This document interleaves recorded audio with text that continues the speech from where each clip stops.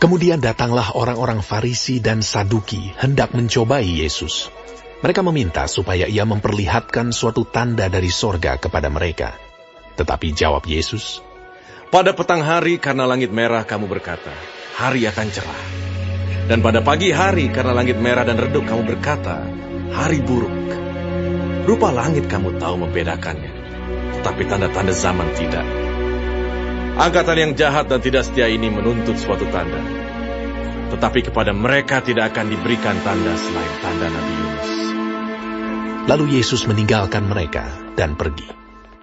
Pada waktu murid-murid Yesus menyeberang danau, mereka lupa membawa roti. Yesus berkata kepada mereka, "Berjaga-jagalah dan waspadalah terhadap ragi orang Farisi dan Saduki." Maka mereka berpikir-pikir, dan seorang berkata kepada yang lain, "Itu dikatakannya karena kita tidak membawa roti." Dan ketika Yesus mengetahui apa yang mereka perbincangkan, ia berkata, "Mengapa kamu memperbincangkan soal tidak ada roti? Hai orang-orang yang kurang percaya. Belum juga kamu mengerti.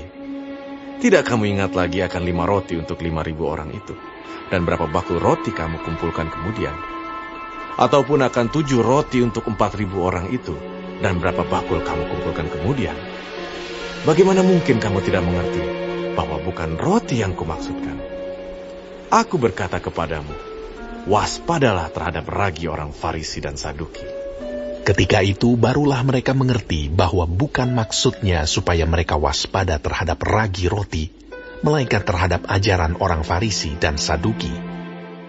Setelah Yesus tiba di daerah Kaisarea Filipi, ia bertanya kepada murid-muridnya, Kata orang, siapakah anak manusia itu?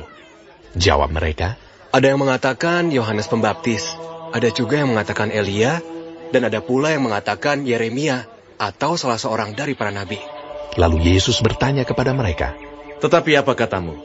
Siapakah aku ini? Maka jawab Simon Petrus, Engkau adalah Mesias, anak Allah yang hidup.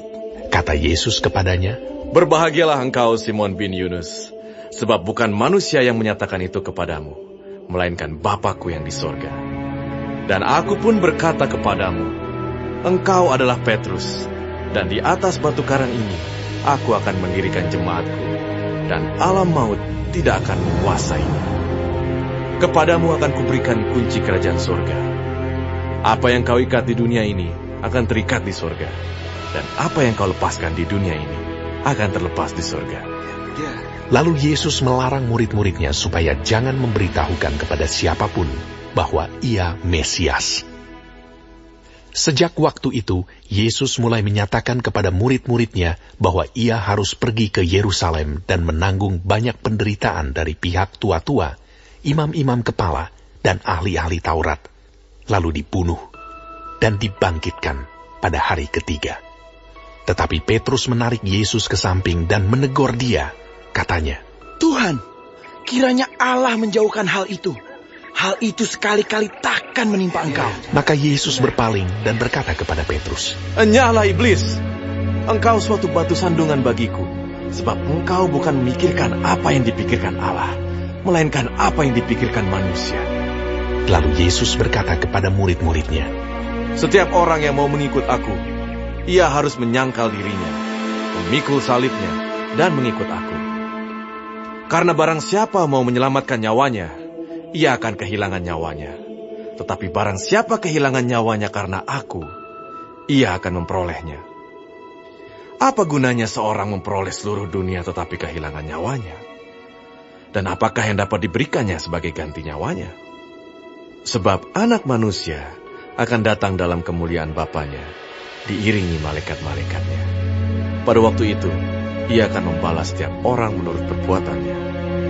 Aku berkata kepadamu, sesungguhnya di antara orang yang hadir di sini, ada yang tidak akan mati sebelum mereka melihat anak manusia datang sebagai raja dalam kerajaannya.